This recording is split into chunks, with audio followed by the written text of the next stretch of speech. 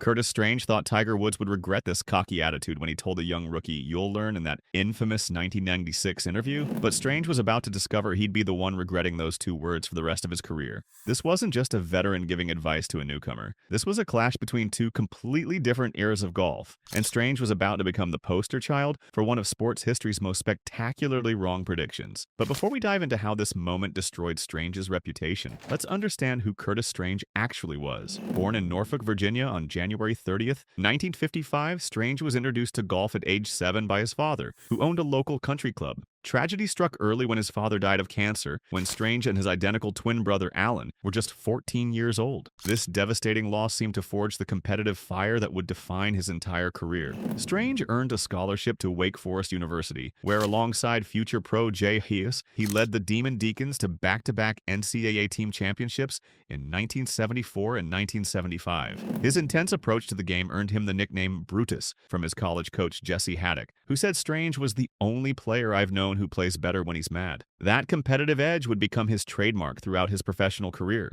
The 1980s belonged to Curtis Strange. Lee Trevino dubbed him the Piranha, adding, "If he gets the chance, he'll eat you up." This nickname perfectly captured Strange's aggressive and sometimes fiery on-course temperament, which reportedly led to thousands of dollars in fines throughout his career. But that intensity paid off in a massive way. 16 of his 17 PGA Tour victories came during the 1980s, making him the dominant force of that decade. Strange became a 3-time PGA Tour moneyless leader in 1985, 1987, and 1988. In 1988, he achieved something no golfer had ever done before, becoming the first player in tour history to win over $1 million in official prize money in a single season. This milestone earned him the 1988 PGA Player of the Year award and showed just how relentless his consistency was during this period. If you're enjoying learning about the untold stories behind golf's biggest moments, make sure to subscribe and hit that notification bell, and drop a comment below about what you think separates champions from everyone else, because Strange's story is about to show us exactly what that difference looks like.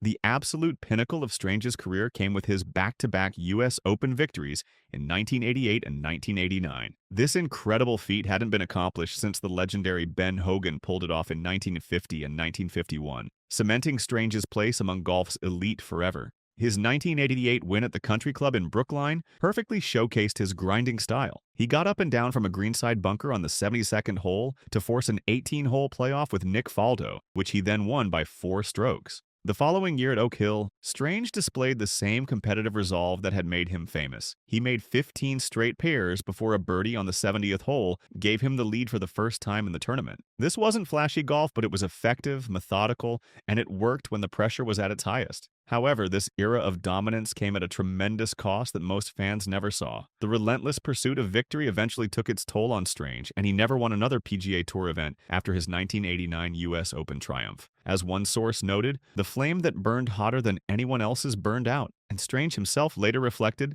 that there's only so much physical and mental energy you can give to be the best. This perspective on golf as a grueling week-to-week struggle would shape his entire worldview about the game. Then came August 1996, and everything changed. Tiger Woods made his professional debut at the Greater Milwaukee Open, and the hype surrounding the 20-year-old was absolutely unprecedented. He had just won his 3rd consecutive U.S. amateur title, displaying a level of dominance that had never been seen before at the amateur level. But what truly set Woods apart wasn't just his talent, it was his completely different mindset about the game itself. While the majority of tour players, including those from Strange's generation, were focused on grinding out money and making a living, Woods had an unwavering focus on one thing: winning. He famously stated, "Second sucks, third is even worse. I want to win. That's my nature." This winner's tunnel vision was something Strange's generation had rarely seen, and it was made possible by a revolutionary change in the economics of professional golf. The financial disruption Woods created was the most significant factor in this cultural shift. Before he ever played a single professional round, Woods signed a 5-year, $40 million endorsement contract with Nike. To put this in perspective, the entire PGA Tour prize money pool in 1988 was approximately $40 million. Strange's record-breaking single-season earnings that same year were just over $1.1 million. The 1996 money leader finished the season with $1.78 million, meaning Woods' initial endorsement deal was worth more than the entire career earnings of many established players at that time. This financial freedom allowed Woods to play golf in a completely different way. His endorsement subsidized his career in a way that allowed him to only chase wins. Unlike other players who needed to make cuts just to secure their livelihood, Woods was completely unburdened, free to pursue an all-or-nothing approach to every single tournament he entered. This was the backdrop for the fateful encounter between Strange and Woods that would define both of their legacies in unexpected ways. During the interview, Strange, working as a commentator, asked Woods what would constitute a successful week at his professional debut. Woods replied with calm composure that he wanted to play 4 solid rounds, but added that a victory would be awfully nice too. Strange's immediate reaction revealed everything about the cultural divide between these two eras. He shook his head, looked away from Woods, and stated that the comment comes off as a little cocky or brash. Woods, maintaining a completely deadpan expression with his head perfectly still, responded with his philosophy about the pointlessness of playing if not to win. That's when Strange delivered the 2 words that would haunt him forever. You'll learn.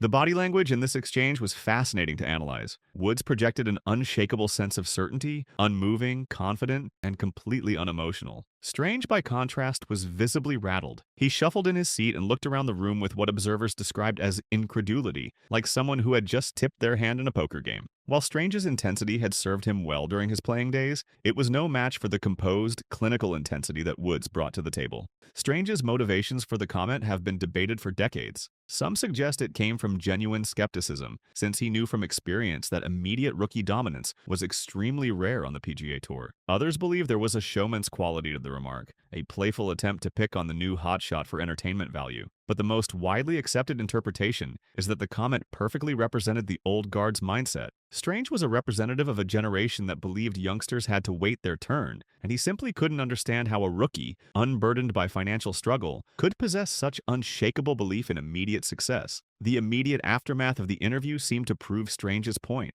Woods finished tied for 60th at the Greater Milwaukee Open, earning a modest $20,000. For a brief moment, it looked like the veteran's skepticism had been justified. However, this initial result was just a tiny footnote to the career that was about to unfold. Woods won his first professional tournament just 4 starts later and would go on to win 82 PGA Tour events and 15 major championships. With each victory, the "You'll Learn" clip grew in infamy, becoming one of the most cited examples of a famously incorrect prediction in sports history. The video was replayed countless times, shared across social media platforms, and became a permanent part of golf lore. In a follow-up interview a year later, Strange did admit he was wrong, telling Woods, "You're better than I thought you'd be." However, this acknowledgement was perceived by many as mildly accepting and lacking true contrition, which only solidified the public narrative that Strange had been a stubborn representative of a resistant, outdated culture that refused to recognize revolutionary talent. The enduring power of this clip wasn't just about hindsight. The moment perfectly captured a cultural and generational shift happening in real time. While many other dismissive comments from veterans to rookies have been lost to history, this one was captured on video and provided a perfect soundbite for the revolutionary change that was occurring in professional golf. It simplified a complex narrative about the transition from a grinding culture to one of seemingly effortless dominance into a simple, memorable moment that everyone could understand. Strange has revisited the moment on several occasions since, including a 2021 podcast episode where he provided his perspective on what happened. But regardless of his subsequent explanations, the comment has followed him for decades, becoming almost inseparable from his name in the public imagination. The irony is profound. A man known throughout his career for competitive tenacity and a winning mindset became most famous for a moment, where his skepticism was proven spectacularly wrong. The incident reflected deeper issues within golf itself. It highlighted the friction between a traditional culture and a new, more athletic and commercialized global sport. Woods' arrival as a legitimate athlete was a stark contrast to previous fan favorites, and the skepticism Strange voiced was a classic example of old guard resistance to change. The exchange also occurred within an uncomfortable context, as Woods was entering a predominantly white sport with a history of exclusivity.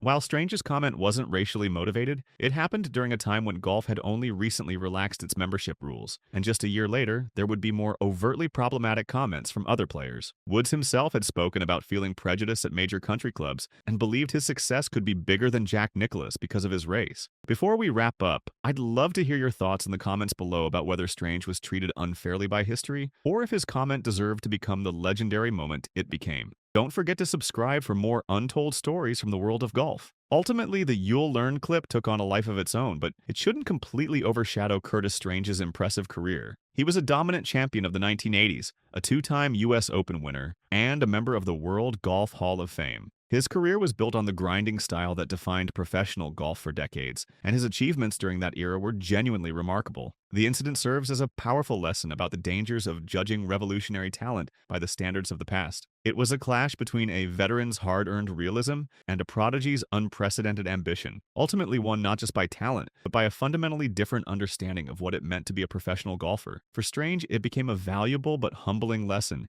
he's had to live with for decades. For golf itself, it was a public declaration that the old ways were finished, and a new era of unprecedented athletic and commercial possibilities had finally arrived.